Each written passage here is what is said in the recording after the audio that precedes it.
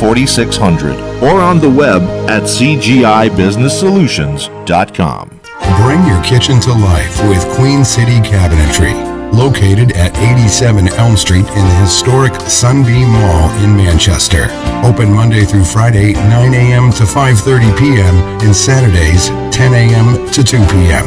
They can be reached at 603-222-2007 or on the web at queencitycabinetrynh.com. Come see the possibilities. Queen City Cabinetry, another proud sponsor of WMNH. Come on down to the Hop Knot at 1000 Elm Street, Manchester's premier craft beer and gourmet pretzel bar. Tell us more, Trudy. We make our dough fresh every day. We make a variety of styles of pretzels and serve craft beer, cocktails, and a few bottles of wine. We do the traditional pretzel, and we have multiple flavors for that. We also do stuffed pretzels, pretzel sandwiches, free dessert pretzels, and pretzel knots. The Hop Knot in the Brady Sullivan Plaza at 1000 Elm Street.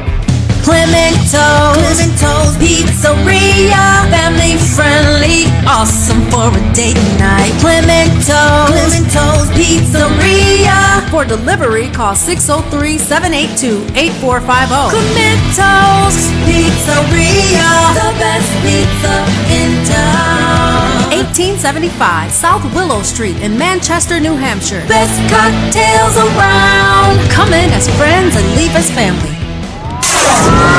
You are listening to WMNH-LP, Manchester's radio, broadcasting at 95.3 megahertz frequency modulation from the top of 1000 Elm Street. Our studios are located at 1045 Elm Street and licensed to Manchester Public Television Service in Manchester, New Hampshire, USA. Contact us by email at WMNH953@gmail.com or through our website at WMNHradio.org.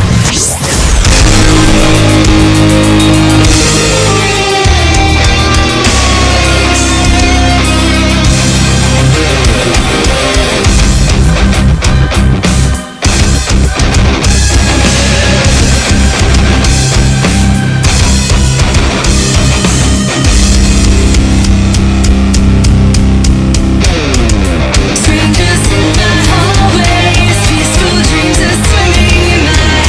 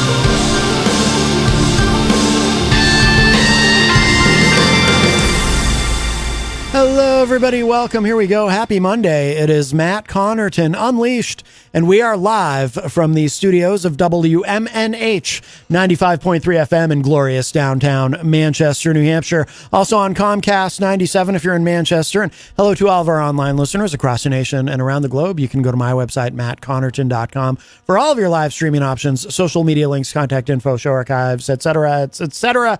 Today is a Monday, May 5, 2023, and I'm not alone.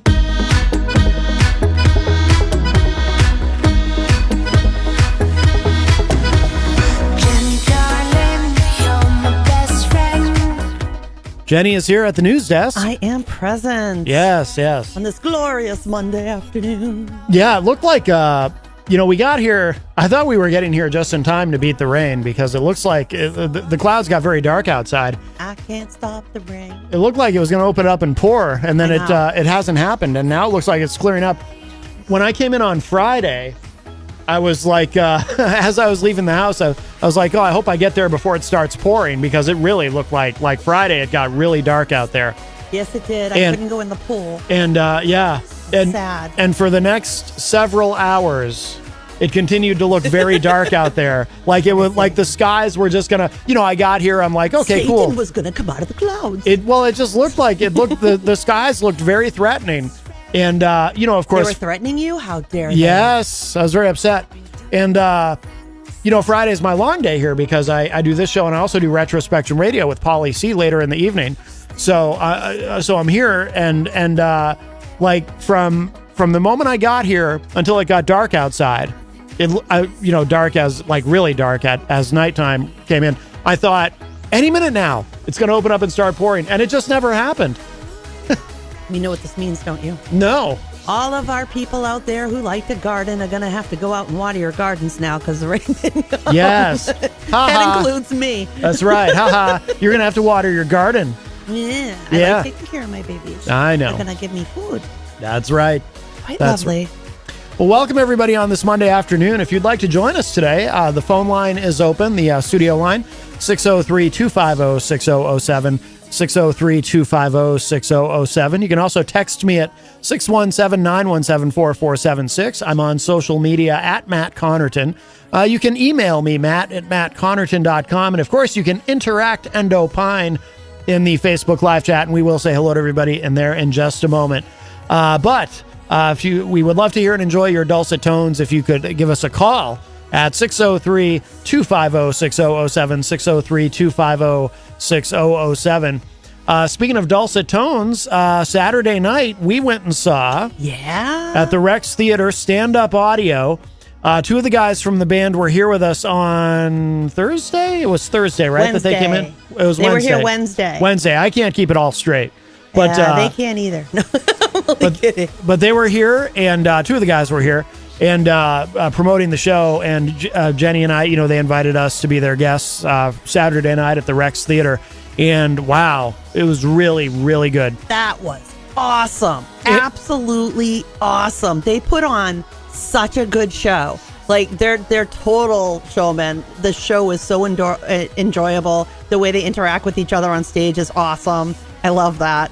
I love some of the goofballiness a little bit, but Oh my God, Joe is the most incredible guitarist. Oh yeah, very talented. They're all amazingly talented. The way they play together, they've been together you'd think they've been together since they were born. Actually, they really are amazing. Yeah, and who was it? Was it you who made the observation, or was it Brooklyn Mike? Because Brooklyn Mike was there, and his wife. One of you made the observation that Ben Cooper's vocals live are even better than what you hear. Actually, on Brooklyn Mike said that first. Brooklyn Mike said that, and he's 100% right. Yeah, 100% right. I mean, Ben sounds great, of course, on the studio tracks, but hearing him live, he's really incredible. Powerful. Yeah, he is powerful. He's got great.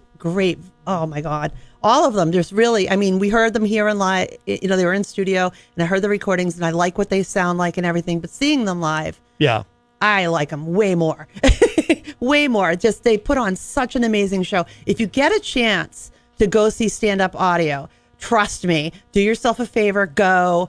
Maybe if you want to have a girls' night, you want to have a date night, you just want to go out and enjoy some good music for yourself. Check out where they're playing.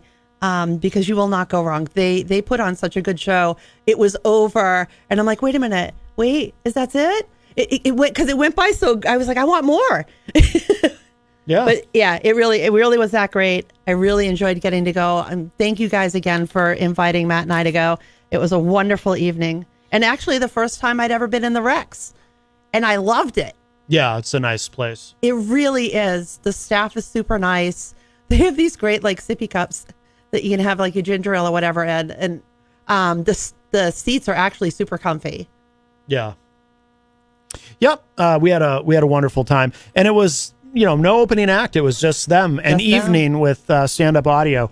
And it was almost full. It was a pretty good crowd there. Yeah, there was. Yeah. Brooklyn Mike was saying that he had seen Joan Osborne. And for anyone who doesn't remember Joan Osborne, or if you're just you youngins, Joan Osborne, she had a big hit in the, that would have been in the 90s, right? Which one was it again? One of Us. What if God was one that of was us? That was before 2000, right? That's kind of how I think of music in my mind. I want to say it was in the 90s. Yeah, I think it was in the 90s. I think you're right. Yeah, that's a what if God was one of us. By the way, if you ever get a chance, you've heard Prince's version, right? Of that song. Prince's version is, I never really liked, I thought her version was okay. Good. It's fine. I mean, she's a good singer. Which one of them wrote it? I think it's her only hit. Did he write it? He must have, because he doesn't cover other people's songs. This is true. No, he's played other people's songs. Has he? Yeah, it was an occasional thing. He liked to show other people up. Well, yeah, of course. But Prince's version of that song is incredible. But anyway, Brooklyn Mike was saying he and his wife had seen Joan Osborne there, and it was like the crowd. I mean, she's a national act. She's legit famous, and the crowd was much smaller than what Stand Up Audio had. So Stand Up Audio had a really like I said, it was almost a full house. There were people down front and in the balcony. And dancing in the aisles and dancing behind us. It was a really great time. Yeah. It seemed like everybody just had an awesome time. I could have sworn online it said the capacity at that venue was only 300, but it seemed like more than that to me. I'm not sure. I think the upstairs isn't. Like if I had to guess. I'm not sure how many seats are upstairs. If I had to guess, and I do have experience in concert promotion, if I had to guess looking at that room, I would guess 500. But I think online it says it's only 300. It may just look bigger than it is inside there. I don't know. But well, the capacity is one thing, but the number of seating is another. Yeah. You know what I mean? Yeah, I don't know. But it was definitely worth going. Yeah. Absolutely. And I would go back there and watch another show. Oh, yeah. 100%. And I would definitely go see Stand Up Audio again. And it was great to see Brooklyn Mike. That was totally cool. And he said he might come in if he gets a chance, maybe. Yeah, he might be getting a Monday. His work schedule is changing. So we might actually, because he's never appeared on this show. He's been on the morning show several times. In fact, recently he was on the morning show with Peter White. Weekdays from 7 to 9 a.m. here on WMNH. Musician. But he was on the morning show and he played live and just incredible. Yeah, very, very talented gentleman. So it would be great. Yeah, his work schedule is finally changing and we might actually have a chance to get him in here on a Monday. That would be awesome. Which would be great. So, very cool. So it was a very nice evening. I will, let's see, we'll say hello to everybody in the Facebook live chat and then we'll get into some stuff. Well, I saw a new name in there too. Jess A. Stevens, I think it was. It already scrolled by me, but somebody new in the chat room. Let's see. Jenny, I see you're in there. I'm everywhere. Also, JFed joins us in the chat and says, "Good afternoon, everyone." I just shared to his Facebook page. I don't know if you saw it, and it might even be redundant. Somebody else might have already done it and beaten me to it. But there's pictures online of apparently Joe Rogan showed Elon Musk how to take an ice bath, and they're in the ice bath together. And I figured JFed might appreciate that. And who knows, maybe someday JFed will have Joe Rogan and Elon Musk at his place, and all three of them can get into JFed's ice bath. Yes. Melanie La Liberty joins us, of course, also from the great state of Vermont in the Facebook live chat. JFed's asking, do you carry an umbrella with you? I've never carried an umbrella in my life. I have my old lady hat. Yeah. Well, it's like a kerchief. Kerchief. Kerchief? Made out of plastic. I've never carried an umbrella. Well, I never have very will. expensive hearing aids, so I will cover myself with my odd-looking older lady bonnet to make sure that my hearing aids stay dry. Right. Because they short out if they get wet, and you can ruin them. That's you ever get a bee in your bonnet? That would be terrible. I don't like bees. Or a bat in your belfry, or a burr in your saddle. These are all dangerous things. Why are you wanting things to hurt me? I don't want any of that. This. I don't want any of that. I avoid. Where are you? I avoid all these things. Come back from the edge. But no, I do not carry an umbrella with me. Let's see. Eon Venom 4 in the Facebook live chat and says, we say good afternoon, #Matt and #Jenny. We are watching you from Greensboro, North Carolina. By the way, they're very Greensboro is very enthusiastic about Retro Spectrum Radio as well. We get a lot of interaction in the Facebook live chat. It's fun with our friends from Greensboro during Retro Spectrum Radio. I'll tell you, last Friday night's show was really great. Oh, I loved it. You enjoy that? I really enjoyed it. I really did. Yeah, no, that was fun. Let's see. Heidi Hamer, or I should say the Honorable Heidi Hamer, joins us in the Facebook live chat. She says, going October 21st to see Damn the Torpedoes, Tom Petty.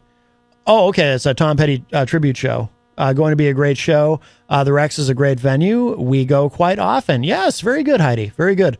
Yeah, very nice place. I mean, I'd been there, but I hadn't been in there in quite some time. Let's see. I'm never sure how to say this. Dari Nordine. That's my best attempt at it, and I'm sticking with it. And she says, Ola, or he, Ola. Let's see. JFed says something I probably shouldn't read on the air, but that is funny. And Eon Venom 4 says, we are friends with Isaac Banks. Ooh. Well, of course you are. We say we were in the 90s and Joan Osborne had a good hit, one of us. And also, we've been listening to a recording artist was Eagle Eye Cherry. Yes, Eagle Eye Cherry, another, I think he's a one-hit wonder. He had that song Save Tonight. Actually, I think he might have had another one or two other big hits after that. Joan Osborne probably did too, for all I know.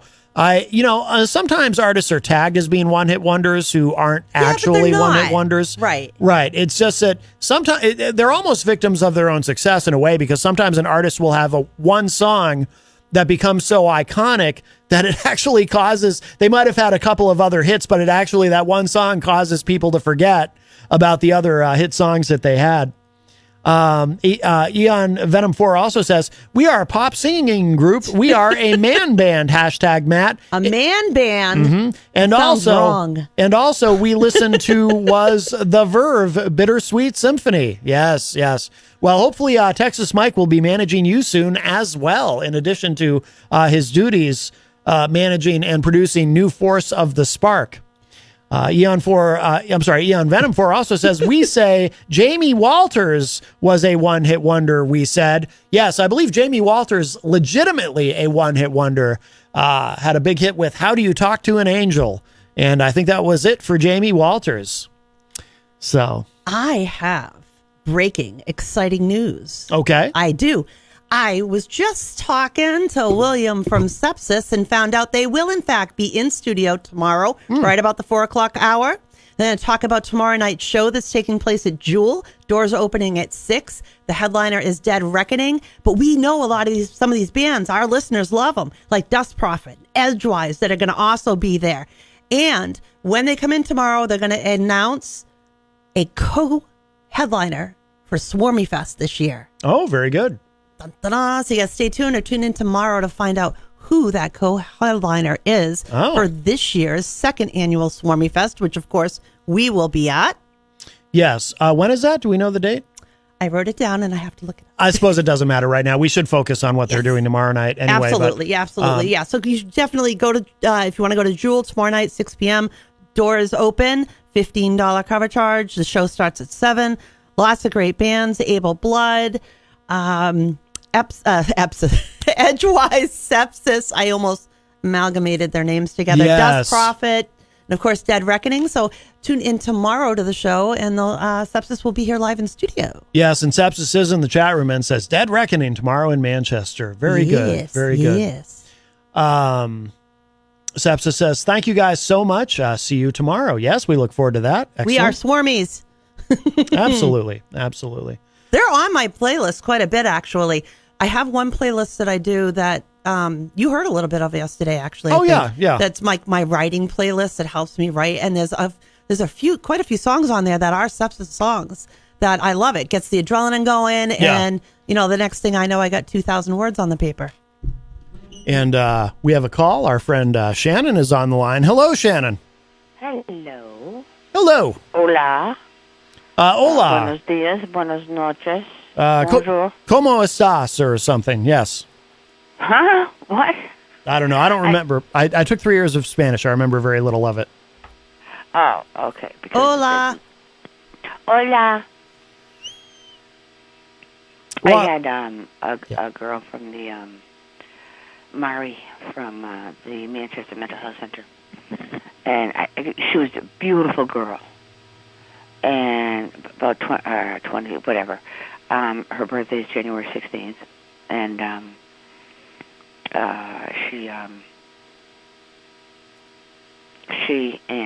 she was the continuous treatment team part, and the other woman that was with me was Nikki, and they were both with me for 2 years basically. And whenever I said to any of them, if I ask you a question, well, whenever I meet a new person, in other words, I'm sorry, I say, listen, whatever you do not lie to me. do not like me? Don't lie to me. Oh, don't lie to me. I thought she said like me. Don't like me. I thought she said that too. I was very Don't confused. like me. I was very Don't confused. like you. Okay. Do not lie to me, is what you said. Don't lie to me. Uh-huh. That's your opening when you meet new people? What? That's your opening when you meet new people? What am I opening when I meet new people? When you meet new people, you say, don't lie to me. Whatever you do, don't lie to me. No, not people. Where are we Mental going health with this, center. though? People. What happens is you have a case manager, and after a certain amount of time, you get another you get another person on another acronym team, and they will shadow you. With your case manager. So I turned around and I said to Veronica, I said,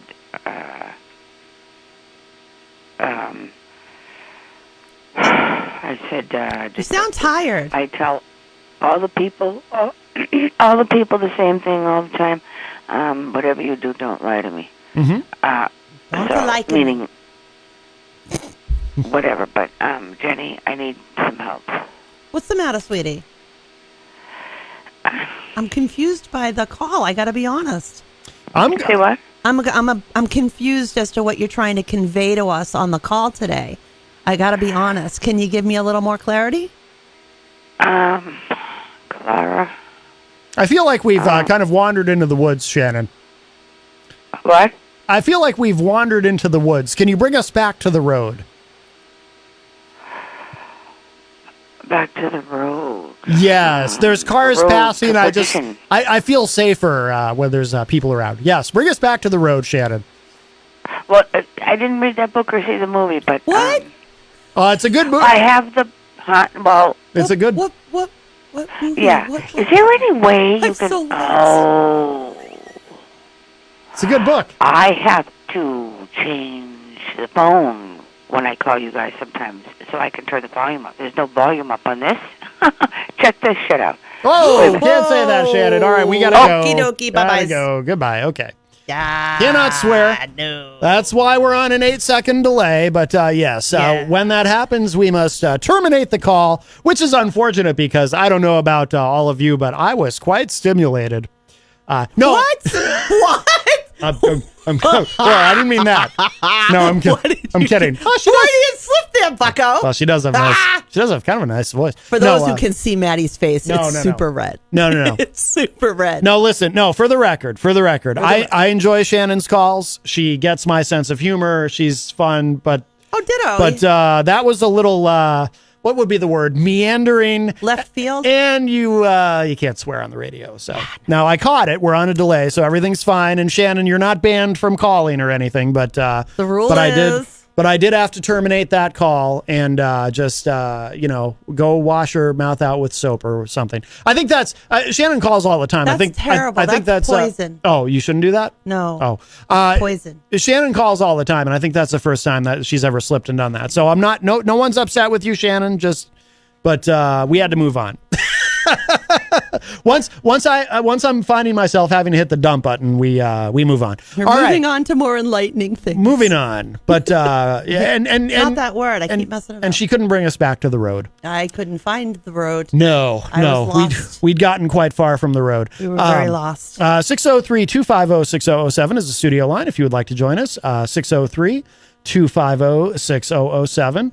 Melanie said in the chat room, that's why I love the chat room, safe swearing space. Yes, that's true. In the chat room, you can express yourself a bit more freely, shall we say? Quite freely. And by the way, Eon Venom 4 does say in the chat room, we say hashtag Texas Mike would be our manager. That's excellent. He's getting another one. He's going to have... How's he going to balance all of them? He's going to have an entire roster of artists under his belt, and they're all going to be in Greensboro, North Carolina. It's a cult. Yes. Oh yes, boy. Yes. It's turning into a cult. I don't know. Yeah. One central location. Just saying. A little weird. Yeah. Melanie said something I can't read on the air. I know. As is often the case, but that is funny. That is funny. Should we talk about what you've got coming up? What I've got coming up. Yes. I am heading back to DC. Yes. Yes. I have been invited to come back and speak at the People's Action Convention. That'll be taking place in Arlington, Virginia on June 25th until the 27th. I don't think you can register now if you haven't registered by now, but it's going to be quite the event.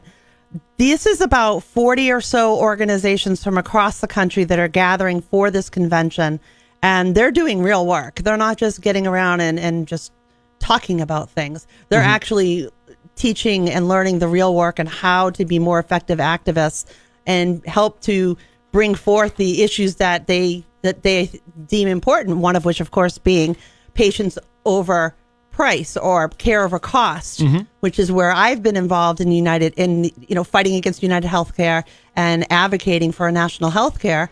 And we do have a bill introduced to have Medicare for all. We just need more legislators to support it. But I will say, I believe there's over 100 or so co-sponsors at this point, far more than I think than it's had before, if I remember correctly.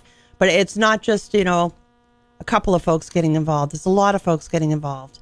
Hopefully, with enough effort, we will be able to get this change. They also look out for other issues, important issues, like people not getting thrown out of their homes by overzealous landlords and dealing with their own convoluted systems within their workplaces if they're running into trouble. They do a lot. If you go to peoplesaction.org, you can see all of the things they're involved in, which, of course, they're also doing People and Planet First. They're watching out for pollution in our environments and cutting down on greenhouse gases. They do believe in ending the drug war and addressing the overdose crisis appropriately with appropriate care, among other things. So they're very active in a lot of different things, and they really are a warehouse of information that gets all these different people together and empowers them to work together.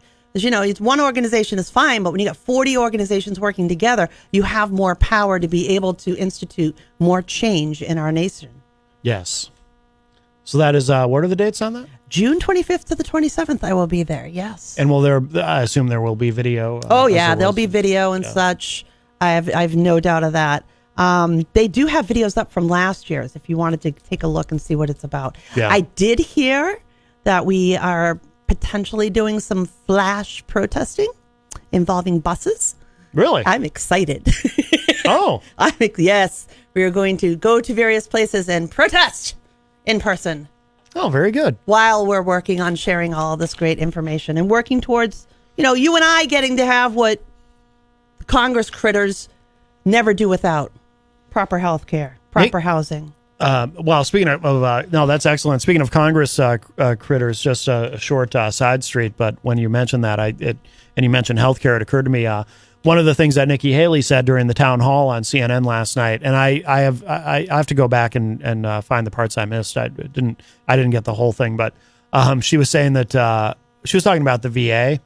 Yeah. And how bad the VA can be. And she was saying that she thinks that everyone in Congress should be forced to get their health care from the VA. And that will force some real change. That's nice, but we'd achieve a lot more if we forced all of them to be on Medicare. Yeah. Medicare's not bad to begin with agree. right now. You know what I'm saying? I know what she's saying. I get what she's saying. Yeah, and obviously it's not anything that's going to happen. It's really just a talking point. But being put on Medicare could happen. Yeah. That could happen. Yeah, absolutely. I was looking over some of her conversations, some of the things that she was saying. I know you wanted to talk about this too, at her town hall at CNN. Mm-hmm. Oh, we have a call, actually. Let's grab this. I think this is Eazy-G. Is that you, sir? Yeah, I got some breaking news. You want to hear it? You have breaking news. Oh, my goodness. Certainly. Governor Sununu not running for president.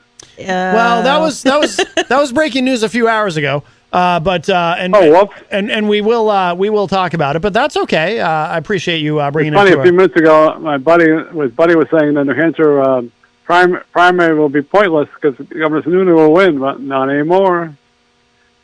I think there's too many faces in there now, right? Is that why you probably said goodbye? Actually, I think part of the reason he decided not to run is because he may not have won, and it would have been embarrassing for him if he had run and Trump ended up winning the New Hampshire primary, and Sununu couldn't win in his own state, which I think is a very real possibility. Yeah. And he'd be completely out of office because he'd be out. He wouldn't be able to. You can't run for both. Right, that's only true. one. In other states, you can. I don't think he's going to be a 5-time governor. That's a long time. Don't you think? Yeah, I think he will be. Could be. Wow. I think. Anyways, I wish he wouldn't be, but he's going to be. Anything. I messaged Jenny earlier about the Mike Pence, and that's going to be interesting if the debates. Well, he's throwing his name in the hat. Yeah, I know he's no shot to win, by the way, but he could take some primaries. I think. No. I think you don't think he could take something over Trump? No, not even in real conservative land. I think most. Iowa. I think my perception is that most Republicans loathe Mike Pence. Really? Yeah, because he didn't flip the election, somehow magically flip the election to Trump on January 6th. No, I don't think. I think. You really think people still believe that? Oh yeah, they do. What am I talking about? No, polling data shows they do. No, I think Pence is regarded as a pariah generally. I think he just wants to sell some books. Oh yeah. He just wants to sell some books. He knows that's the way to do it. He knows. Here you go, sell some books. Yeah, that's why some people run for president. Yeah, sell their books. Yeah, sell books, raise their speaking fees. I mean, lots of people run who know they're never going to actually be the nominee, but they have other reasons for taking a shot. And a lot of them run because they want to be vice president. Obviously, you can take that off of Pence's list, but I think he just wants to sell some books. Yeah. It is funny, though, there was a rumor going around about running for president, and he said, I'm not running. Well, I think there's too many hats in there right now. I guess that guy from New Jersey might run again. It's like, come on. Chris Christie, yeah, he's going to be announcing. I'm glad he's getting in, though. As much as my feelings about Chris Christie are a bit complicated because there are things about him that really bother me, and I've never forgiven him for Bridgegate because I think he's a liar, and I think he absolutely knew what was going on there, and I think he's full of crap. But there are other things about the guy I find oddly likable, and he has no shot at being the nominee or probably even getting more than 2 or 3% in the polls. But it'll be fun to have him in. I'm actually glad that he's getting in because he's just fun to have around. So I'm all for it. Yeah, he probably give Trump a little hard time in the debates a little bit. Well, Trump won't be there. Trump's not going to be in the debates. He has no reason to. He might as well he's going to just cruise to the nomination. Oh, yeah, you're right. Why bother? Yeah, you're true. Yeah, he's already said he's got more important things to do. He's already said he's probably not going to participate. And, True, you're right. It doesn't have to. Good point. Yeah, he's just going to cruise to the nomination, and it won't hurt him any. So of course not. No. But the debates will be interesting. Every 4 years, I really look forward to the Republican debates. I can't wait. Without Trump, though, it's not going to be that interesting, now, will it? No, it will. Will he show up? That's the big question. He won't. I really hope he does, because I would really like to see a real debate, but I think he's too chicken to do it. Well, I don't know if it's so much being chicken as it is strategy. It's too risky. Yeah, there's no reason. Yeah, there's just no strategically. There's just no reason to do it. And after seeing Nikki Haley in that town hall, I think she'd be a real threat to him in an actual debate. I don't think he could just roll over her like he did, Little Marco or Jeb. Marco. I think Nikki Hillary Haley. Clinton. I think Nikki Haley would. I don't think he rolled over Hillary. I think, but in the debates, particularly. But I think he did. But the way he got to the nomination was just getting up on that stage during the primary debates in 2016 and just insulting everybody, and it helped him stand out, and it made him look like the alpha dog and the ultimate outsider because he never Hillary held office. won the worst campaigns in the history of campaigns. She was awful. I wouldn't agree with that. I mean, there were definitely some mistakes made. There were some states that she should have spent some time in that she didn't. But before the election happened, she almost passed out. Yeah, I remember that. Yeah, I don't think that really. I don't know. She still beat Trump by 3 million votes. So she couldn't have run that bad a campaign. She still won the popular vote. But no, but we don't like presidents on the popular vote. There were definitely some mistakes made in her campaign. I don't think anybody wanted her to be president. Well, when you look at the choices, I think 3 million more people wanted her to be president than Trump. So I think you're speaking a little broadly, Easy. But I didn't vote for either one of them. I kind of forgot all the details. You're a detail kind of guy. I am a detail kind of guy. That's right. No broad strokes here. I only see details. That's my 2 cents. Have a good night. All right, Easy. Bye-bye. Boy, you should have known by now. Easy dope. All right, that's our friend Eazy-G, Eric Gagnon. That does open up a line for you, 603-250-6007, 603-250-6007. Nikki Haley, so my impression of her last night in the CNN town hall, and like I said, I do need to go back and watch the parts that I missed. I didn't quite see the whole thing, but I saw the bulk of it. She's very, it didn't surprise me really just based on what I'd seen of her before, but she's very sharp. She's very fast. She's very articulate. This is in no way an endorsement or should be taken as support for her. I mean, she's a conservative and I'm not. So, she's not someone I would vote for. But just in terms of how she performed, I think she's, I kept thinking, if she were on a debate stage with Trump, I don't think that Trump would be able to just kind of roll over her like he did to his other opponents in 2016. Like it was easy, right? When he's on stage with Jeb Bush, and Trump just goes, "Yeah, you're a real tough guy, Jeb." And it was like just that one thing ended Jeb Bush's campaign. It was like people just got on board with Trump so quickly because they saw him. I think in those debates, they just saw him as sort of the anti-politician, and they liked that. And, he was, he'd get up and he'd insult, again, he'd give out nicknames like Rubio. He'd call him Little Marco. He would insult Rand Paul. He didn't really go after Carly Fiorina because if you start insulting women, then, that really looks bad. Yeah, so how's he going to handle Nikki Haley? Well, that's my point. She, the word that kept coming to mind for me during that CNN town hall was prepared. She was prepared.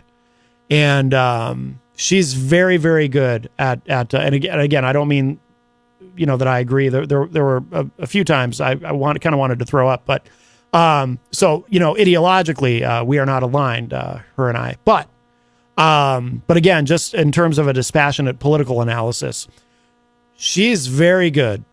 And I think she would devour him in a debate, especially if it's just them. Like, say, for example, we get into this and, candidates start dropping out. And like I said, I think it's ultimately going to be Trump. But if it came down to just two and Trump agreed, if it came down to just Trump and Nikki Haley and Trump actually agreed to debate Nikki Haley, because again, I don't think this is going to happen, but I'm just fantasy booking as as wrestling fans like to say.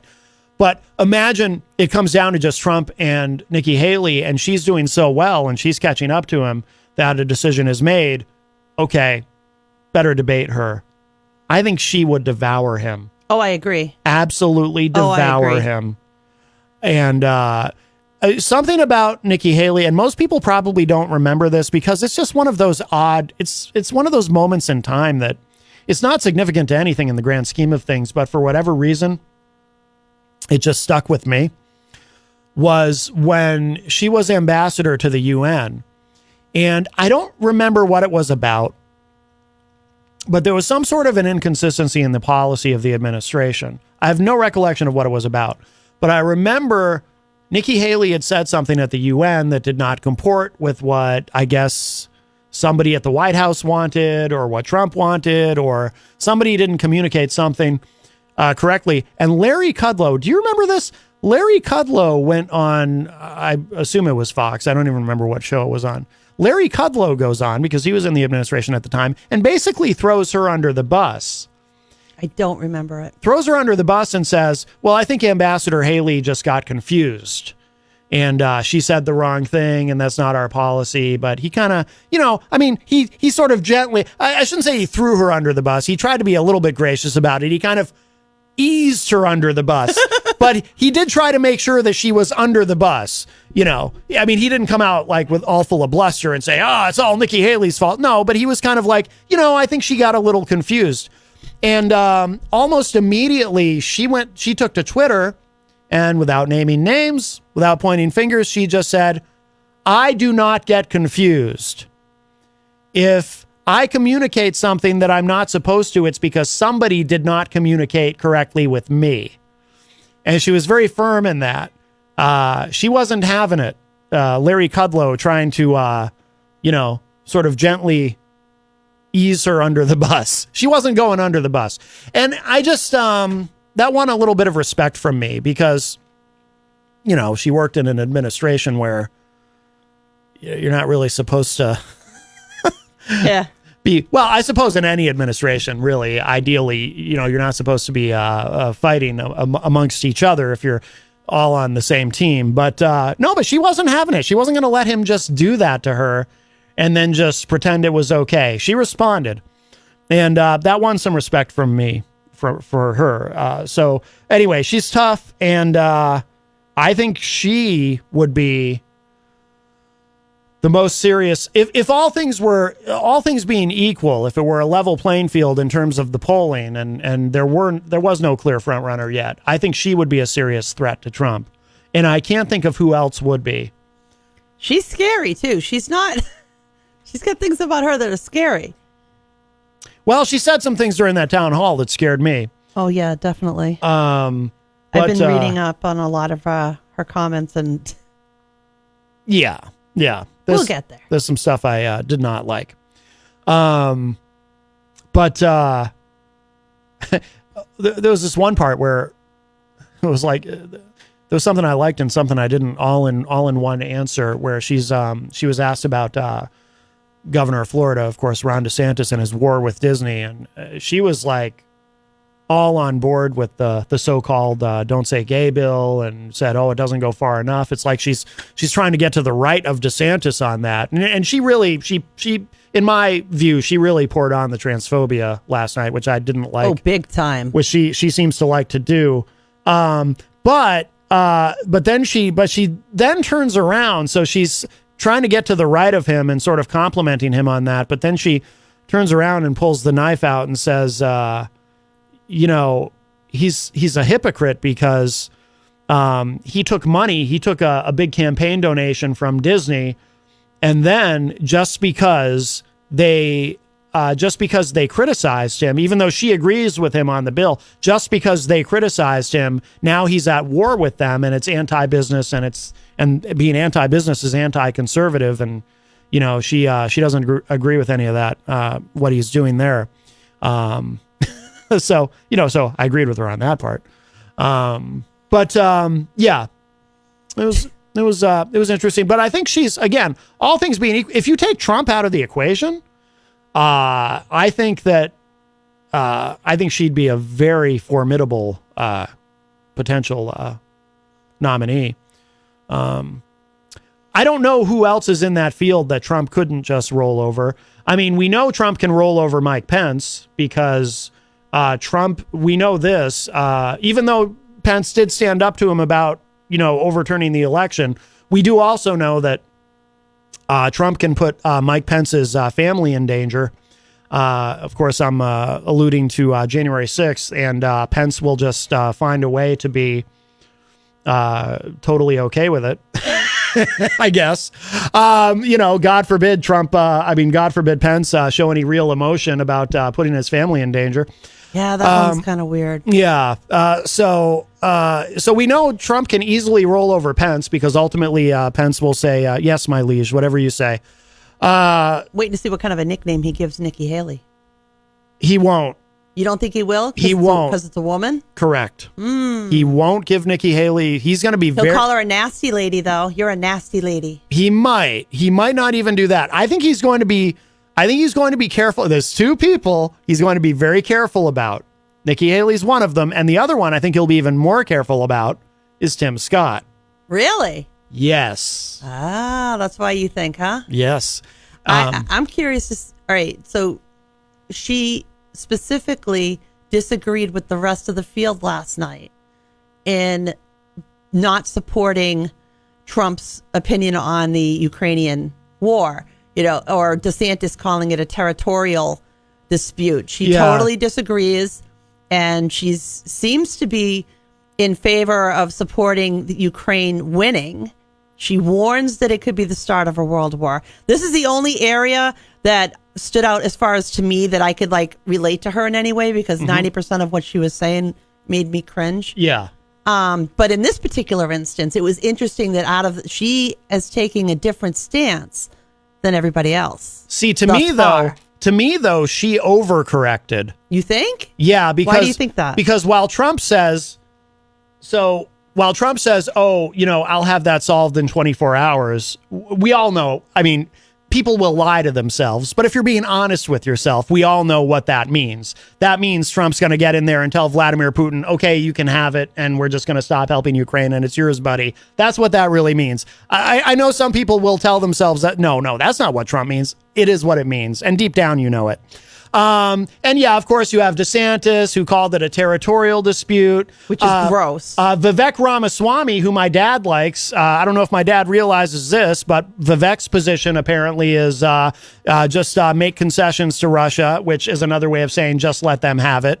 And yeah, there are other Republicans in the field who don't seem to think that we should be helping Ukraine. Where I think Nikki Haley overcorrected, though, is she kind of reminded me of what Carly Fiorina did in 2016. She was talking about not only helping Ukraine and standing up to Putin. I'm all for that, but she went so hawkish. She started saying things like, well, we should have responded more harshly when they shot down our drone, and we should have not only sent up more drones, but some fighter jets. And, that worries me too. See, something that I think the Biden administration has done very well is really walking that line. You got to walk that line here. You got to walk that line between, on one hand, yes, helping Ukraine, standing up for Ukraine, standing up to Russia on that, while at the same time not getting us into a nuclear war. I would like to avoid global thermonuclear Armageddon, if nobody minds. And so you got to walk that line. And I think the administration has done a very good job of that so far, evidenced by the fact that, number one, Ukraine is held their own as best they can pretty well, much better than anyone expected. And number two, we're not all dead. So there has not yet been a nuclear war. So I think they've done a good job. But the way Nikki Haley was talking, it reminded me specifically of Carly Fiorina in the 2016 debates when, they're talking about, at that time, they were talking about putting up a no-fly zone over Syria, when we were still in Syria. Oh, yeah. And the Russians were also in Syria. And one of the debate questions is, would you put up a no-fly zone? And by the way, Hillary Clinton wanted to do that too, which is crazy because we could have ended up in a position where we've got to shoot down a Russian plane. And that cannot be allowed to happen. No, that wasn't, you said the wrong country. That was about Ukraine. No, I'm talking about in Syria. When we were in Syria in 2016, and the Russians were there too, and they were talking about putting up a no-fly zone over Syria to keep the Russians out. My brain's stuck. Yeah, that's okay. And so Hillary Clinton's position, which was this is something where I agreed with Trump over Hillary. Ultimately, Hillary's position was, we should put up a no-fly zone. I thought that was suicidal. Well, the Republicans on that stage also, that was their position, except for Rand Paul. I remember this. This is another detail probably people don't remember, but I remember vividly. The camera goes to Rand Paul, and he just kind of shakes his head because everyone else on the stage is all for putting up a no-fly zone. And Rand Paul says, you people are going to get us all killed. And he was right. Might have been one of the last times I agreed with Rand Paul on something. But there they are on that stage. And of course, they're Republicans. So they're all trying to out-alpha each other. And they're all trying to seem like, I'm the toughest. No, I'm the toughest. Yeah, you know, like Chris Christie, he goes, would I shoot a Russian plane down? You're damn right I would. And it's like, okay, but that is going to kick off World War III, just so we're all clear. Somebody else to do it. Can we just clarify the fact? Well, but then it goes to Carly Fiorina, and she's like, I'd shoot that plane down, and I wouldn't talk to Russia, and I would never talk to Vladimir Putin, and we'd put even more missiles in Europe and build up our nukes, and this was like, whoa, she's spoiling for Armageddon. So I found that a little unsettling. I don't know if she actually meant any of the things she was saying. I think she might have been caught up in the moment because, like I said, they're Republicans. Everyone has to be the alpha dog. But, so she might have just gotten caught up in that. Anyway, but I was getting a little Carly Fiorina vibe from Nikki Haley when she started talking about Russia. So that's what I meant by, that was my very long-winded way of explaining why I think she kind of overcorrected. But I do fundamentally agree with her about continuing to help Ukraine and wanting Ukraine to win that war. It's the only redeeming quality I found about her so far. Yeah. Everything else, I feel like, really? Really? Yeah. Melanie in the chat room says, avoid thermonuclear war Armageddon, baby. Yeah, I just, What, a little old thing like that? Oh. I'd like to avoid it. So what? Yeah. I mean, I know, I think the young people might call it a hot take. But I do want to publicly come out and say, and listen, people can challenge me if they want to, but this is a one of my first principles, as you might say.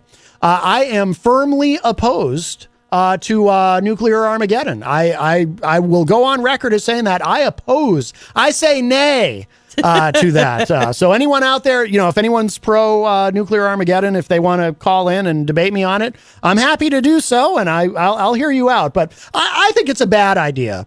All the death and the planet being uninhabitable and whatnot. I think. Granted, we almost had economic global Armageddon, almost, but we pulled back from the brink of that. Barely. So any kind of Armageddon. Don't get me wrong, the song Armageddon It by Def Leppard, I'm a big fan of that. I think that's a great song. There's the movie Armageddon, which I never saw, but I already know how it ends, and I hated that song, the Aerosmith song, I Don't Want to Miss a Thing. Oh, God. I had to hear that so much. But no, I'm generally I'm genuinely opposed. Anything that involves the extinction of all life on Earth, I think is probably a bad idea. And I propose that we avoid that happening. And again, I know I'm out on a limb here. Sometimes I say things that are controversial, but Melanie says Marshmallow Armageddon is going to be awesome. Only if you like marshmallows. I love marshmallows. I don't love marshmallows. I love marshmallows with chocolate. You must have chocolate. Yeah, I don't like marshmallows. Yeah, ooey gooey chocolate. I think they're kind of gross. S'mores. Ugh. The hop knot makes the s'mores. The other thing too is the other problem with Armageddon is I've got a busy schedule and I feel like it would interfere. I don't know if I can. Just a little. Well, I don't know if I'd even be able to come in and do this radio show if everything's, if there's radiation everywhere. I mean, how would that even work? Boy, I'll tell you. And the people would need me more than ever. I mean, I would have to be here. The people would need me. They would need my comforting voice. I mean, we'd all be dead. So I'm not even sure how that would work, but well, we wouldn't be dead right away. Well, depending on how close we are, though. You Depends. die right away, the closer you are. It the depends. further away is the more prolonged suffering Right, till right. death will happen. Yeah, Yes. that's how it works. Yes. I remember when they were handing out iodine capsules in Plymouth, Massachusetts to make people feel better about the Pilgrim nuclear power plant. Ah, yes. It's like, hey, these little capsules. We're all just going to disintegrate, but here, have a capsule. Right. We have Shannon's calling back. She might be, now hopefully she can control herself this time. And perhaps she's calling to challenge me on my anti-Armageddon position. Hi, Shannon. You there? Yes, are you there? I am here. And I forgot. I was going to say it was funny too, darn it. Ah, well. Keep us posted. No, not a well. You were talking about Yeah. Jeez. It's just gone. Mm. All righty. I'm Next time. I'm sure it was great, whatever it was. Work on it. Get back to us. Oh, Lord have mercy. I feel He liaison and Baruch Hashem. At a what?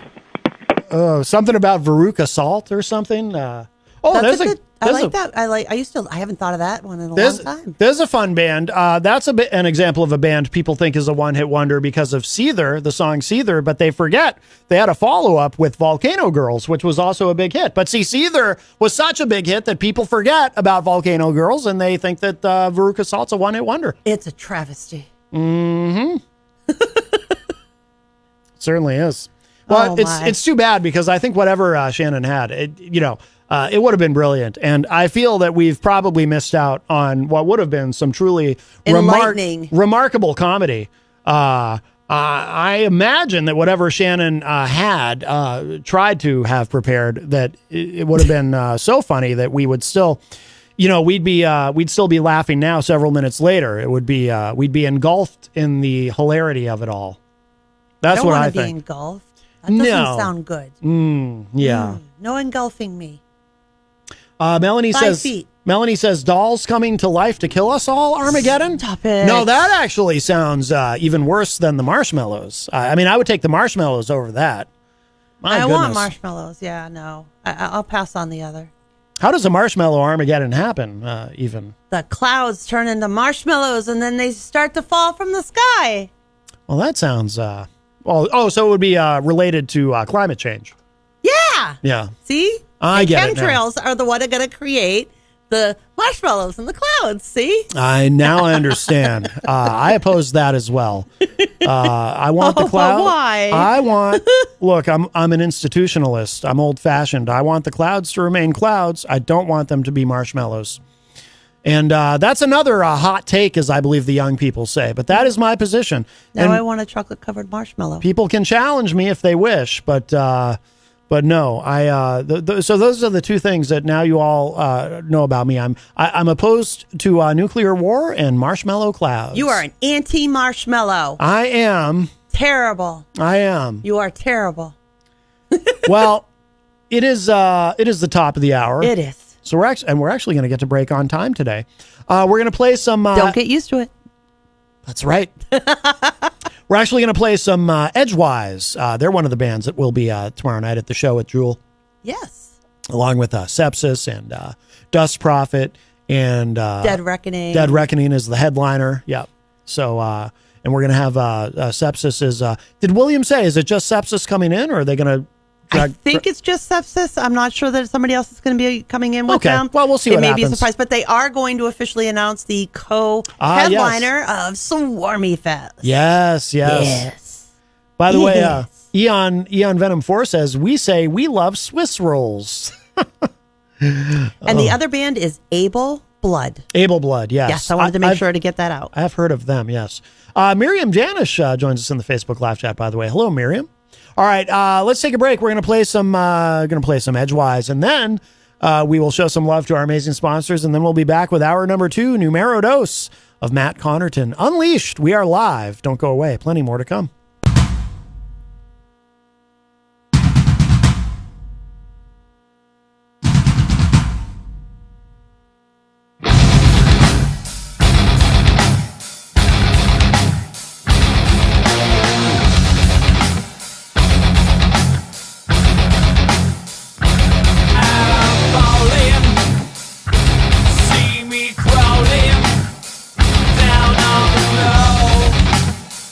Don't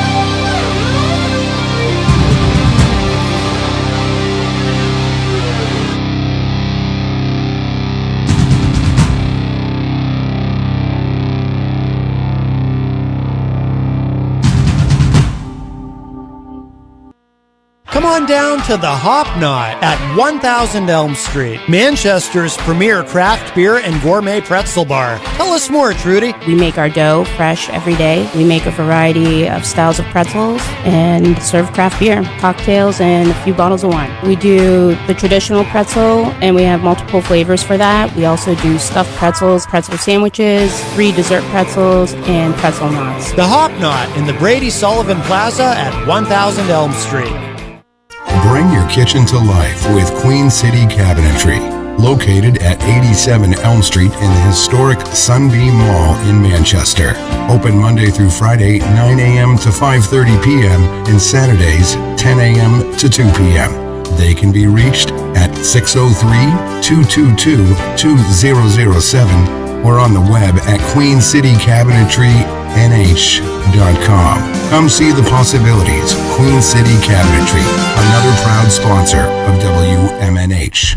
Clemento's Pizzeria, family friendly, awesome for a date night. Clemento's Pizzeria. For delivery, call 603-782-8450. Clemento's Pizzeria, the best pizza in town. 1875 South Willow Street in Manchester, New Hampshire. Best cocktails around. Come in as friends and leave as family. This hour on WMNH is sponsored by CGI Business Solutions, located at 5 Dartmouth Drive in Auburn. They serve all your business needs, including employee benefits planning, corporate design and business administration, investments and wealth management, and customized business insurance solutions. Their phone number is 866-841-4600 or on the web at cgibusinesssolutions.com. WMNH, rip the knob off.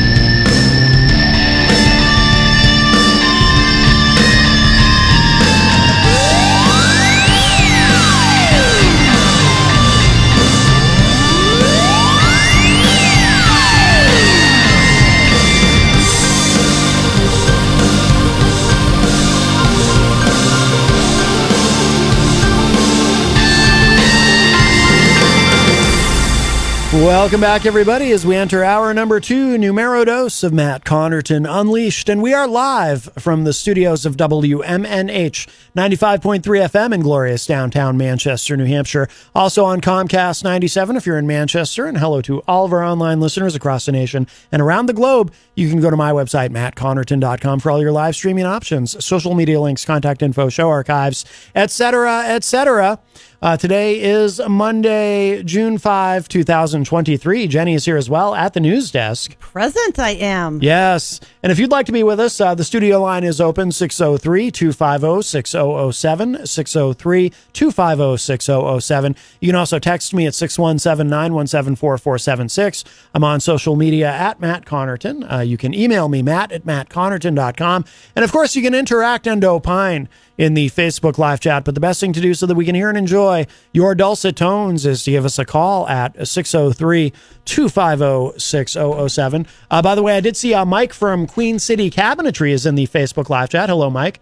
It was nice to see Mike, of course, Friday night for Retro Spectrum Radio with Paulie C. Not only is Queen City Cabinetry one of our great sponsors here at WMNH, but Mike is an official co-host on Retro Spectrum Radio along with myself and DJ Steve, and we get to hang out with Paulie C every Friday night from 8 to 11 p.m. Let's see. I saw somebody else in the chat room, too. Forgive me in advance, but I'm sure I'm going to butcher the last name. Frederick Hovasapien. Hovasapien, I think it is, joins us in the Facebook live chat. That's a new name in there. Let's see. Eon Venom 4 saying hello to Donna Pagari in the Facebook live chat. Also, Scott Robinson in the chat room says, wow, what a treat, a Monday entertainment report. No, Eazy-G, he was just teasing us. But Eon Venom 4 says, hello, hashtag Mike Pelopito, we said. Hashtag Jen, have you watched the new Hawaii 5-0? I have not. But not the old Hawaii 5-0. We said to you, Jenn Coffey. You have not? I have not. Hashtag Jenny. Eon Venom 4 also says, we say that we will be performing for a karaoke at Center City Park, downtown Greensboro, North Carolina. I get the impression that Center City Park in downtown Greensboro has a lot of karaoke with these man band pop singing groups. Yeah. Still having a weird feeling about man band. Mm-hmm. Like it just, well, it just hangs there like that doesn't sound right. It's not a boy band. They're all grown up. It's a man band. All righty. Eon Venom 4 also says, good afternoon. Hashtag Kara Kilmer from Chicago Fire. How are you doing? We said, wow. So Chicago Fire, that's a television show, right? I think so. So if Kara Kilmer is listening, hello, we have a famous person listening to us by way of Eon Venom 4. Very cool. Yes. Hashtag cool. Yes. Regarding, I think, our discussion earlier about Armageddon, Melanie said, I'm looking forward to the two-headed cannibals myself. That sounds... I didn't know they were coming in a two-headed variety. They do that song, She Drives Me Crazy, right? Two-headed cannibals? Is that the, maybe is that that's the group? it. Yeah, could be. Yeah. Let's see. Eon Venom 4 says, we say president, hashtag Jen, you know what we are saying. I'm a president? Apparently Eon Venom 4 thinks you are the president. No. I am only the president of my own world. Uh-huh. Yes. Uh-huh. You just live near it. And Eon Venom 4 says, we say man band better than boy band. Well, my goodness. All right. Okie dokie. All right. I guess so. Don't want to know. I guess so. So we have... sounds wrong. I'm sorry. Yeah. Well, we have something interesting that probably wouldn't be in anyone's top 5 or maybe even top 10 list of news and political stories, but it's something that actually does affect me. And that's why I said to you off air, you asked me if this was a good thing or not. And I said, well, it depends on how you look at it. Took me about 2 seconds to go, no. Well, but... Yes and no, actually. Yes and no. Yeah, it really is. It really is. Here's the story. TheHill.com is reporting YouTube reverses policy, will allow election denial. Now, what does this have to do with me and with this program? Well, I'll tell you. So if you're a regular listener, if you're a longtime listener, you know this already. But I have had my struggles with the YouTube because I've uploaded the show there and had instances where I get there are 2 things that I've been dinged for by YouTube that are both unfair. One, I won't mention, even though I'm on the correct side of that issue and not in any sort of violation, but I won't even mention it because I don't want YouTube to, ding me with a violation for today's show. And the other thing is, spread, as they like to put it, spreading false or misleading information about the 2020 election. Now, the reason they have that policy in place is to tamp down on people going on YouTube and spreading, what we often refer to as the big lie, that the election was stolen from Trump, which there's no evidence for that I'm aware of. And in fact, in some instances, they sent in a company called Cyber Ninjas. They did this in a couple states, who actually turned up extra votes for Biden that had been missed, not Trump. But when you put your faith in somebody like Rudy Giuliani and you see him standing in front of Four Seasons Landscaping and Lawn Care with black goop dripping down his face, and you say, what he's saying makes sense to me, then you're going to wind up believing some things that, frankly, there is no evidence for. So anyway, the reason that I've run afoul of YouTube in the past is because I would talk about the big lie, would talk about election deniers on the show, but I would do the opposite. I would not violate the policy. I would push back on that stuff and say, and look, and I would, make fun of it. Like, look, this is ridiculous. All these cases get tossed out of court almost immediately as being frivolous. More than 60 of them, these lawsuits filed nationally challenging the 2020 election, many of them by not only conservative judges, but Trump-appointed judges who say, you got nothing here. And the reason that happens is, if you're pushing that, that narrative, you can say whatever you want to the media and to the MAGA crowd. There's no law against lying to people, but it is illegal, very much so, to lie in a court of law when you're under oath, because then you run the risk of committing perjury and ending up in prison. So, whether it's Rudy Giuliani or Jenna Ellis or Sidney Powell, they say all this stuff on television and in interviews, but then when they get into a court of law, they have to admit, yeah, we actually don't have any evidence. It's all speculation. And then the case gets tossed. But Shannon is calling back. Hi, Shannon. Hello. Yes. Well, hi. Hi. Because I think I am. What? No, I've been smoking, but I've just been enjoying it rather than using it for the purpose I was using it for. Okay. Okay. Just ask Eric Pilcher there if he's ever seen the movie with Clint Eastwood, Trouble with the Curve. Okay. Because he might want to do a review on that. And we're bringing that up now. Why? Because I went to go get a movie, and I says, well, I want this one, but I said, no, wait, I'm going to look. And I'm going to call the into first one the that show. was there was Gran Torino, so I'm going to tell him. I'm going to put that in the... Got to do this review. Huh? No, it's okay. Okay. I didn't hear what you said. I think Eric has heard you request the review. Yes. Okay. All right, Shannon. Duly noted. All right. All right, thank you. Love you. All right, bye-bye.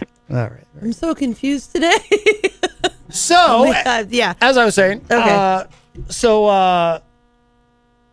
I, on the show, I would push back against all of that. So I was never in violation of YouTube's policy. And yet I would get dinged and it happened so many times that, I was afraid of losing my YouTube channel. So on days, I made a new rule for myself. On days when that particular subject would be discussed, I just wouldn't upload that day's show to YouTube, or I would put up, sometimes I've posted an edited version of the show on YouTube for that day so that I don't end up in violation and in danger of losing my my entire YouTube channel.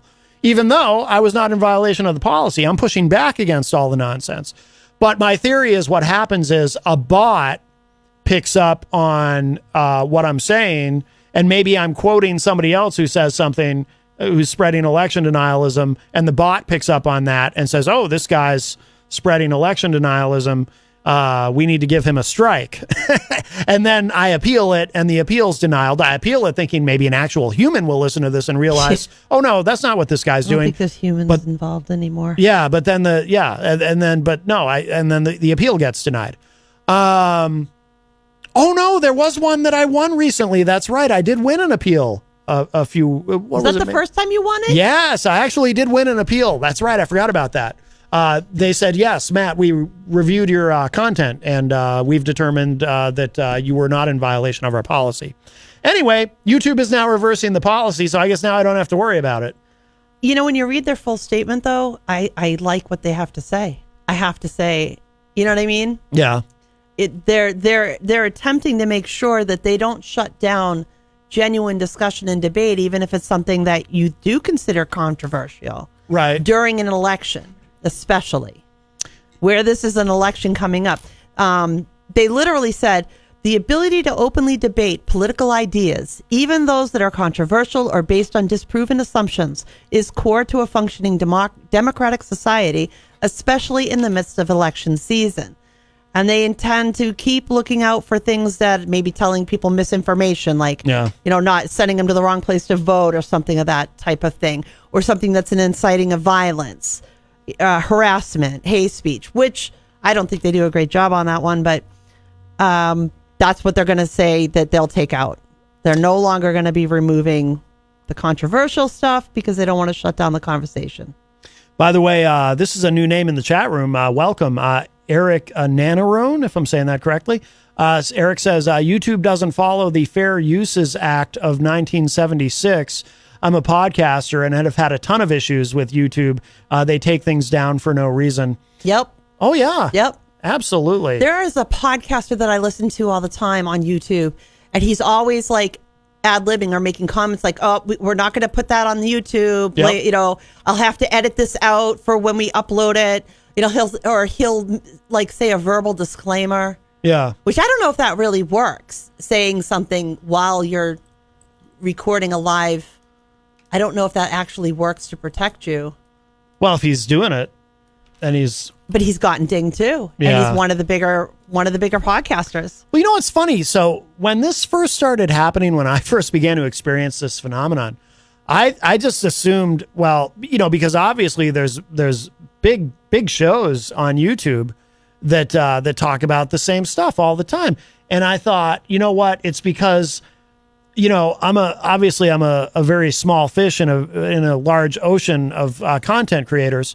The big shows that talk about this stuff all the time and they don't have any problems, it's probably because if you're a big enough show, you have actual humans reviewing your content, so you don't get into trouble or something like that. But then there was an incident where there's a YouTuber named Vosh who, and I don't agree with him on everything. He's a Marxist, but I think some of his analysis is really interesting. And I was playing one of his videos, and he actually ran into it where he got now he's got something like, I don't know, 20,000 or maybe 200,000 subscribers or something. So, you know, he was able to get it overturned quickly, but he actually got dinged. That's the problem, though. The nail on the head is that we don't have human beings looking at this, because you and I know of a podcaster on YouTube that is constantly being racist and hate and inciting violence. But that never gets taken down no matter how many times people report it. Yeah. But then you have somebody like yourself talking about the elections and what's going on in our government, and you get dinged for simply sharing the information, which is what you're supposed to be doing. Yeah. It's because of these computers that are supposedly doing the job for them, but they do it so poorly that good broadcasters get shut down, and people who are racist white supremacists get to keep spewing hate on their platform. It's absolutely aggravating to me. If they would put more humans involved, I think they would do a much better job. I agree with this position they're taking, though. That said, they would fare much better with their ability to really look at content if they put more people involved.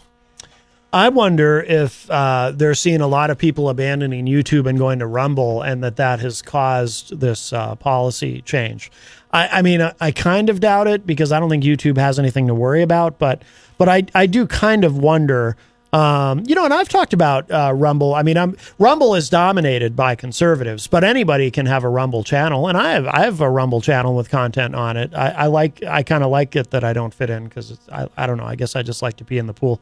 But, you know, I do find, I mean, you've got to kind of dig for it, but I do find other content on Rumble that doesn't necessarily, where you look at it and you go, one of these things is not like the other.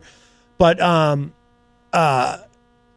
anybody can put, you know, anything on there. And so if you go to Rumble's homepage, you know, you'll see you'll see some pretty crazy stuff, to be honest with you, and some things that I would not want to be associated with. But at least Rumble, I know that I can put the show there, and it's never a problem, or anything I want to, and it's never going to be a problem. And I think that's attracted a lot of people, and not just conservatives. I think what they're trying to do is not hurt the larger community over the actions of one or two per se, because further in their statement they say 2 years and tens of thousands of videos removed and one election cycle later, we recognize it's time to reevaluate the effects of this policy in today's changing landscape. In the current environment, we find that while removing this content does curb some misinformation, it could also have the unintended effect of curtailing political speech without meaningfully reducing the risk of violence or other real-world harm. With that in mind, and with the 2024 campaign well underway, we will stop removing content that advances false claims that widespread fraud and errors or glitches occurred in the 2020 and other past presidential elections. As with any updates to our policy, we'll carefully debilitate. You know, they go on. But they're basically admitting that, you know, though they've done all of this, they're not, you know what I mean? It's not reaping the reward they thought, in a sense. they're capturing a lot of innocent people, but they're not really quieting out the ones that they were trying to target. Maybe. Don't throw the baby out with the bathwater. You know, Well, if you're hurting too many good people. I just take it more as a recognition that they've, like people like me, who they've unfairly penalized with no apparent clue or analysis of what the content actually is. They're dependent upon these algorithms and these computer programs that aren't true judges of what a human being is saying. Maybe. They need more human beings looking at this stuff. Yeah, or there probably aren't the human beings available to hire to look at this stuff, or it's just too big of a job. You can't police everybody. I don't know, but with AI advances, maybe there will be more bots, but more advanced bots. I don't know about that. I don't know. All the stuff I'm hearing about AI stuff now has got me pretty concerned that maybe we need to slow down, reevaluate, have some safeguards. So I guess regardless of today's discussion about this, I will be able to put today's show on YouTube. Yes. For all intended purposes, it seems that you will. Oh, Eric in the chat room says, yes, I've taken my podcast over to Rumble. I don't even talk politics. According to the Fair Uses Act, content creators can use news clips. If the creator gives commentary on the clip, Facebook and YouTube don't follow that.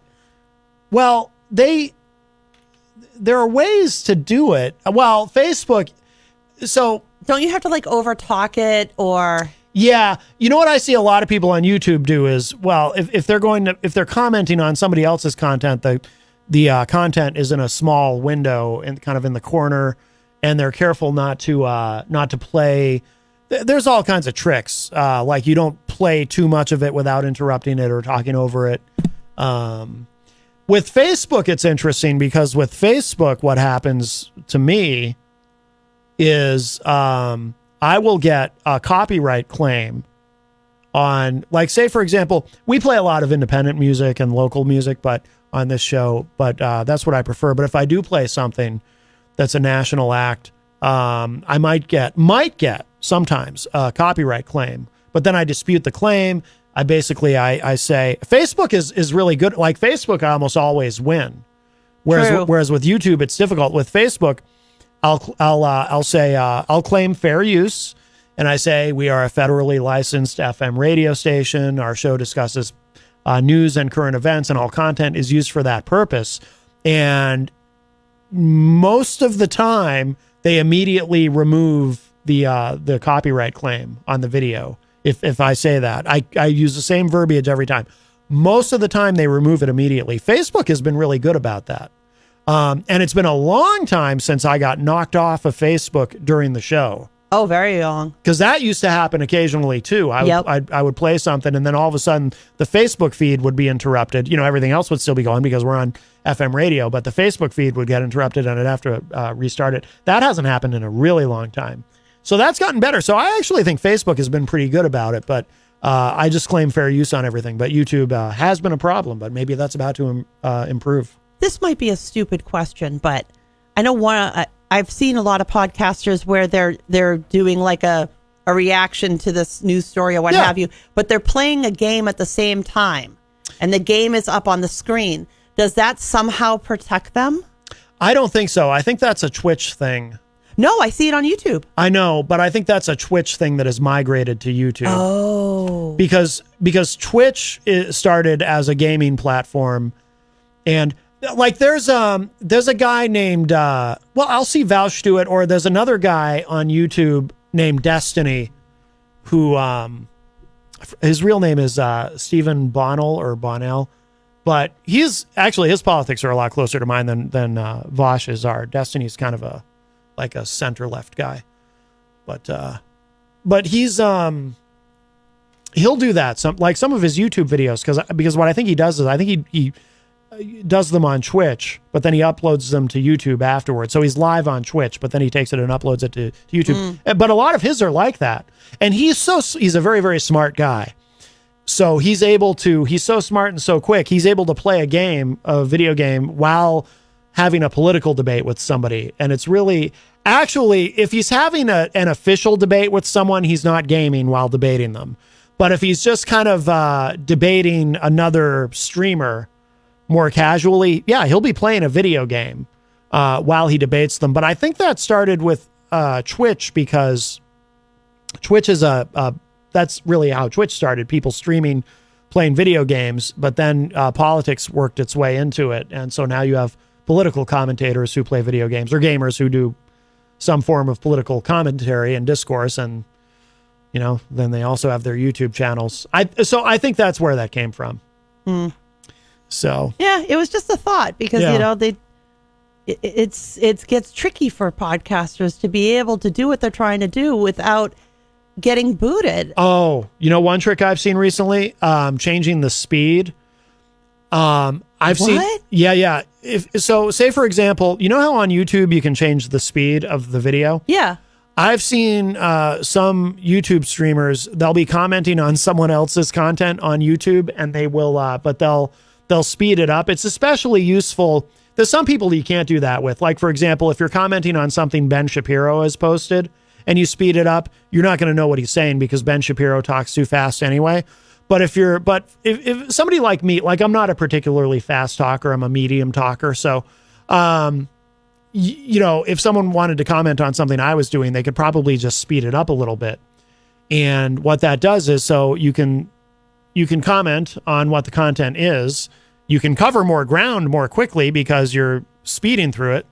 But also that evades the bots from catching you using somebody else's content. I can see why that would work. Unless, now then it gets into a whole other area, though, because you could use someone else's content and comment on it, and there's a million streamers who do this, and then the person whose content you're using, they file a claim with YouTube, and then you get a strike for using their content, but then you can appeal it and say, well, it's fair use because what I'm doing is transformative because I'm actually commenting on their content.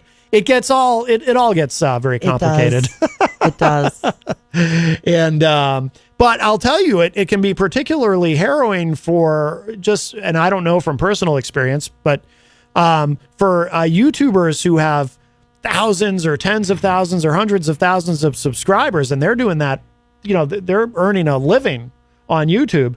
And then all of a sudden one day, because somebody makes a claim or a YouTube bot sees something they don't like, and all of a sudden they've got a problem with their channel, but that's their source of income, So it can really screw people over. And I guess all you can do is try to stay ahead of the rules as best you can, but the rules always Even change. the best of them that try to do it, they still get dinged. Yeah. Yep. Yeah. I really wish, what bothers me is what does stay up. Yeah. That's what bothers me is they go after these podcasters who are talking about a news story that's relevant of the day, but somebody spewing hate doesn't get shut down. Yeah. I know.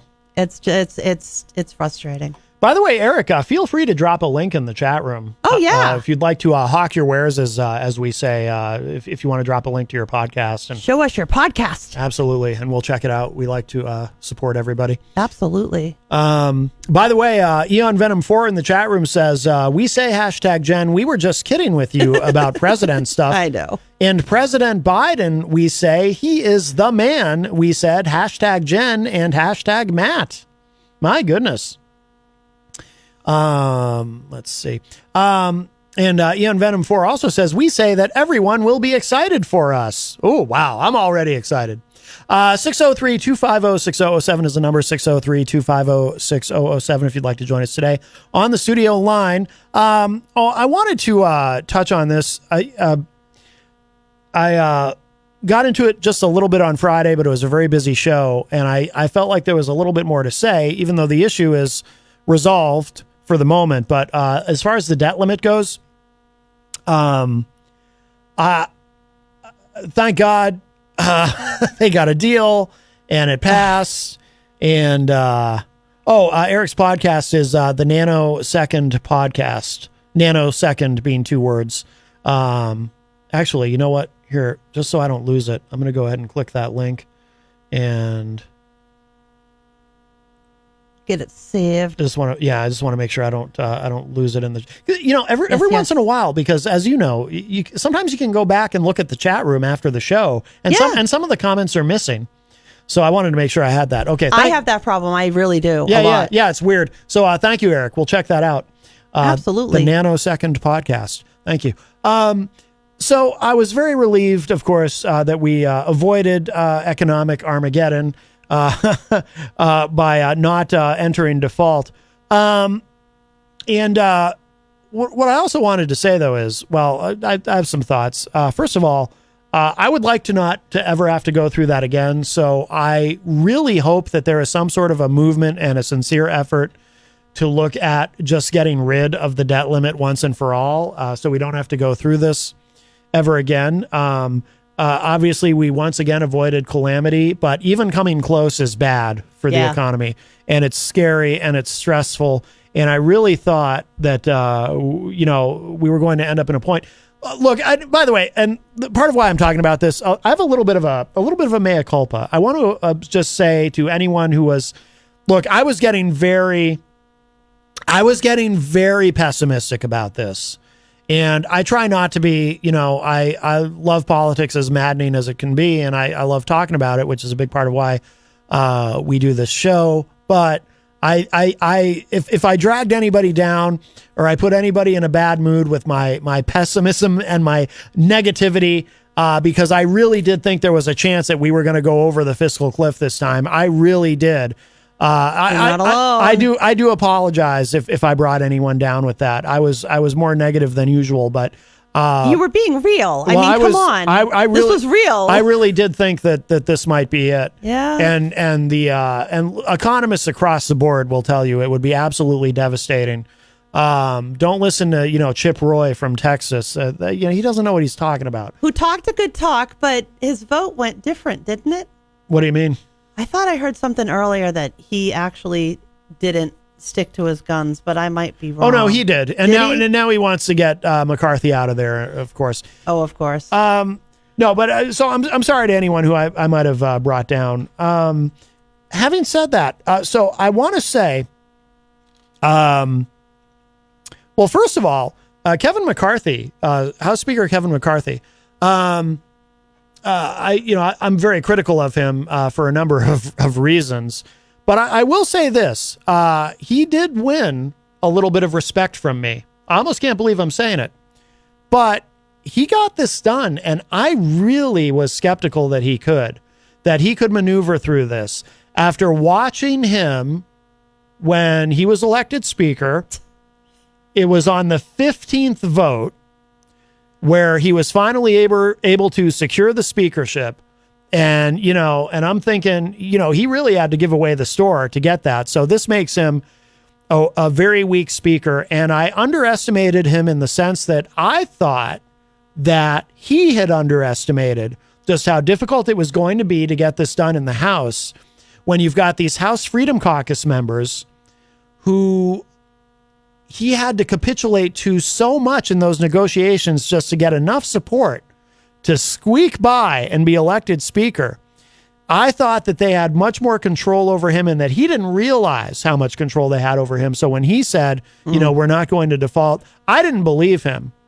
I thought he was in over his head. Ditto. And I also thought, and I said on the show that I thought President Biden was in over his head. I think on both points I was wrong and I was being overly pessimistic. Now, having said all that, there's no excuse for any of this nonsense to begin with. And there's plenty of blame to go around for all of this nonsense. And I blame both Biden and McCarthy for their roles in that, because we never should have gotten this close to the edge to begin with. And there's no reason for it. And there's no good excuse for it. But the adults in the room did prevail and they got this done. They said they would. I'll be damned. They did. And then I got worried. So they got to a deal. And then I got worried, as you know, as you were concerned too, that, well, so it actually passed the House. And this is where, again, Kevin McCarthy, I give him respect for this. He actually got a larger vote in the House than was even expected. 313, I think, was the number. I agree. I didn't think it was going to be that good. There was like 100 more votes. Yeah. I didn't think he could. I didn't think he could get that much. I mean, I was hopeful that he could get enough to get it passed. I didn't think it would be by as large a margin as it was. So again, I say to him, well done. He delivered. He did. Yeah, delivered. I know, but you look at it and it's like, what sliminess? You held the country over a cliff so you could put work requirements. Oh, I know. No, it's wrong. That's why this needs to go away. You know what it reminds me of? It reminds me of when Florida tried to do this whole thing with welfare. Oh, you got to do drug testing. We're going to catch somebody. Oh, they spent like $1 million doing it and they caught one person. Mm-hmm. That's what this is the equivalency of. The people who can't work are still going to be the same people who can't work. Yeah. They're disabled oftentimes. Yeah. But I mean, that's the hill they wanted to die on, huh? That was their big push. That was their big budget saving idea. Pretty crappy in my book. Oh, I agree. But I was relieved that that at least, because the alternative, oh my God, would have been economic disaster globally. There were some reports I was reading about other countries that would collapse if the United States defaulted. The world depends on the American dollar. All the mortgages would go up. The interest rates would go insane. It would have probably, our credit rating would go in the toilet. Some economists say it would probably be worse than the Great Depression. This was not something to fool around with, and this was not, a government shutdown or whatever. This is something all far of us worse. In the tents in the streets because nobody can live in their home anymore. They're evicted. Yeah, you cannot allow the United States to ever default on the full faith and credit.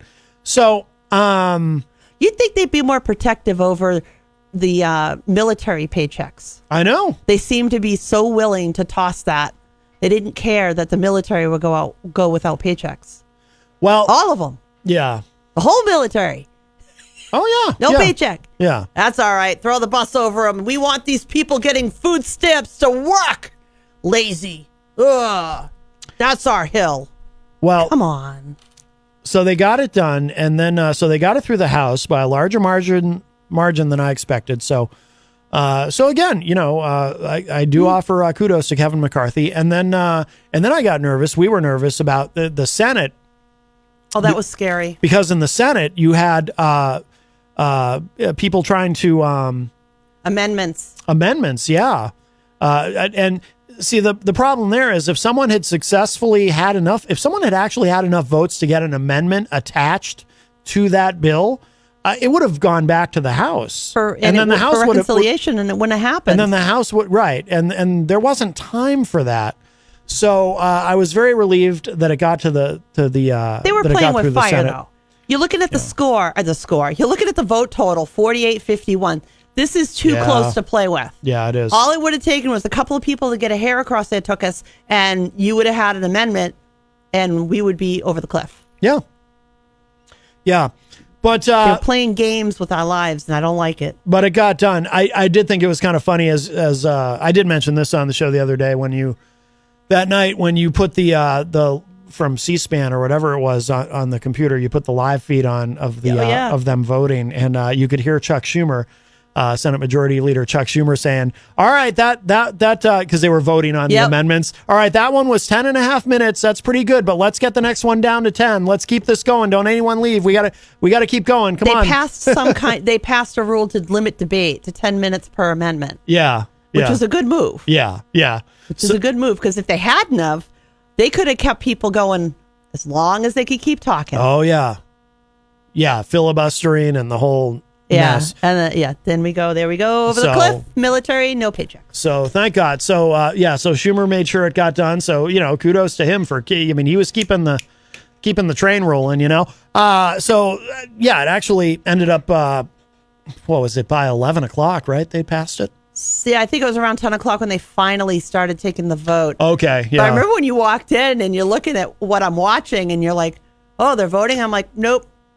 They're doing the amendments. And you were like, amendments? Well, no, I knew. How many are there? Well, yeah, I knew there was going to be amendments, but I wasn't expecting, you weren't expecting 11. 11. You about looked like you were going to, you were like, what? I couldn't believe when it. I said there's 11. There's 11. I was stunned. I had no idea there were that many. I was like, oh, God. And the votes being as close as they were on each and every one of them for the most part. Mm-hmm. I mean, they were playing. They were playing with our lives so bad. Yeah. There's no excuse for it. Can't we the people should be able to take them up on ethics for doing that. Yeah. Unethical behavior because they want to get their special thing. They got to talk about their little idea. They can't keep their mouth quiet and vote and get it done. We got to be able to stand up and say, you need to hear my opinion first. Yeah. Prolonging the agony. And might I add, spending a ton of taxpayer dollars doing it. Republican conservative, my fiscal conservative. Ha! You know how much money they wasted? Come on. Yeah. Well, there was also... they're not the party they used to be, that's for sure. I mean, even whether you agree or disagree with the way they used to be, this current Republican version is just something out of a sci-fi movie sometimes. We also had in the Senate, there was a Democrat, Tim Kaine, who, of course, had been Hillary Clinton's running mate in 2016, senator from Virginia. He was mad because Senator Joe Manchin, also a Democrat, theoretically, had managed to get into the deal a pipeline that goes through not only West Virginia, but also Virginia. And Tim Kaine was mad that apparently nobody talked to him about it. And he felt that that was not appropriate, that be in the bill, something that directly affects his state. So I'm in the car and I'm hearing him being interviewed about his amendment and how he felt that he was so upset. He wanted that taken out. He wanted to make sure that got taken out and that this got sent back to the House. And I'm losing my mind. I'm like, we don't have time for this, dude. No. I'm sorry your feelings are hurt. Do something about it later. Well, and we don't have time for this now. At first, it sounded like the Senate was going to wait until the next day to maybe do their vote. Yeah. So I was really upset about that. But then finally, they said that they were going to stay in session. But here in Concord, in New Hampshire, in New Hampshire, you can be locked in chambers until the vote is done. Nobody goes home until we finish the work. Yeah. And that's how it ended up being in the Senate. But they had to get pushed into it. They weren't going to go there. They had to get pushed. Because in the beginning, it was like, oh, we'll get it tomorrow. No need to worry. No need to rush. Oh, yeah. Nothing bad's going to happen. No military paychecks. No Social Security. Well, if anyone wants to get in with a call, we do have a little bit of time left today. 603-250-6007 is the studio line. 603-250-6007. By the way, Eon Venom 4 in the Facebook live chat is very excited about their upcoming karaoke event. Apparently, Eon Venom 4 says, we say that we will be dressing cool as well for us. Hashtag Matt and hashtag Jenn. Yeah, they're going to be dressing cool for their... dressing hashtag cool. Yeah. Pull up the collars and be like, we're bad butts. For karaoke. Yeah. Very excited. Go and look there. Oh, great. In Greensboro. They all dress well in Greensboro, North Carolina. That's what I hear. Well, we should mention, before we do run out of time, of course, our governor, Republican Chris Sununu, has announced, it's more of an anti-announcement in a sense. He has announced that he will not be running for president. So will he, A, run against Hassan, or B, stay in the governor's house? I think he might run against Hassan. I think he's going to stay in the government's house. Governor. We'll see. I mean, he does win a re-election pretty easly. Where he did all of this about the presidency is what makes me wonder if he would actually go there. Because I know they were trying to push him to do it last year? No, the last election. They were trying to push him in running. Mm-hmm. I think that in another time, and if Trump was not around, I think he'd be a good candidate. I think he'd be a very good general election candidate for the same reason he's popular in New Hampshire in terms of getting independents and Democrats to also vote for him. I know there's things about him that bother you, and there's things about him that bother me as well. I like how he's been towards Trump lately. But yeah, I appreciate. So he, to me though, Sununu to me is kind of like the anti-DeSantis, because DeSantis is DeSantis clearly is not interested in having a big tent Republican he's Trump Party. Jr. Well, he's to the right of Trump in some ways. I don't remember Seriously. Trump ever being as like anti-LGBTQ as banning DeSantis the is. Diary of Anne Frank.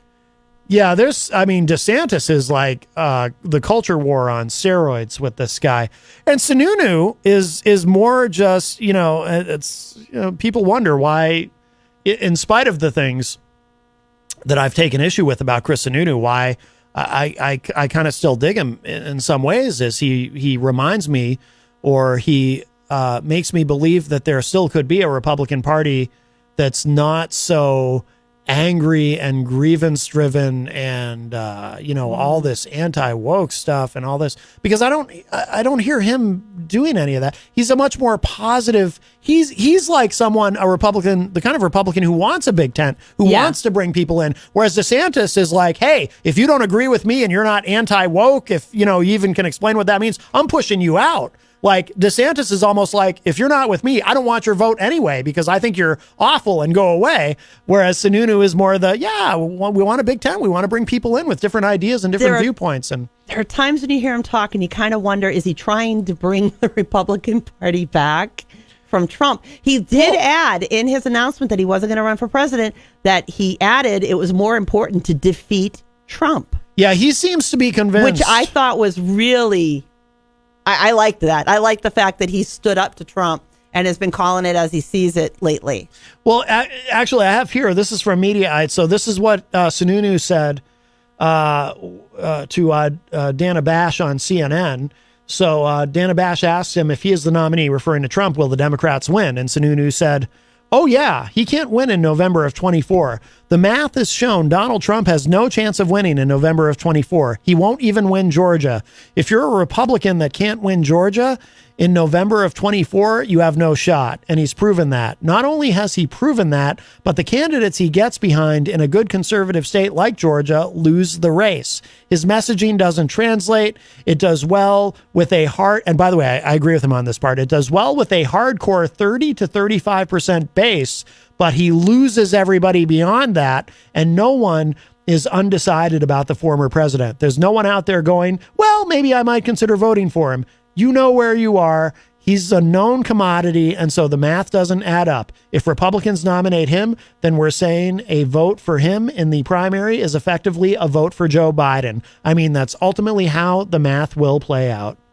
And I agree. I agree. I really too. do agree. I agree too. Especially now in Georgia, the situation there, he ended up making a lot of enemies. A lot of enemies. I mean, he's accused the entire government of Georgia of throwing the election to Biden. They all cheated him. Those women that he put on everybody's radar, the election workers. Yeah, Ruby. And they've been all over the talk circuit. Yep. People in Georgia know that their poll workers were put on hit lists. Yeah. I think he really nailed the coffin, if you will, in Georgia by going off. And plus, we don't know. We're still waiting to see what's going to happen with the cases that they're running there, the criminal cases and the investigations going on in Georgia.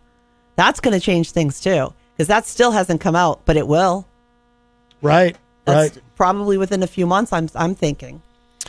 Yes. This summer. Yeah. All right, we got to wrap up. Thank you, Jenny, and everyone who called today. And if you missed any part of today's show, it'll be up in just a little bit at WMNHradio.org and at my website, mattconnerton.com.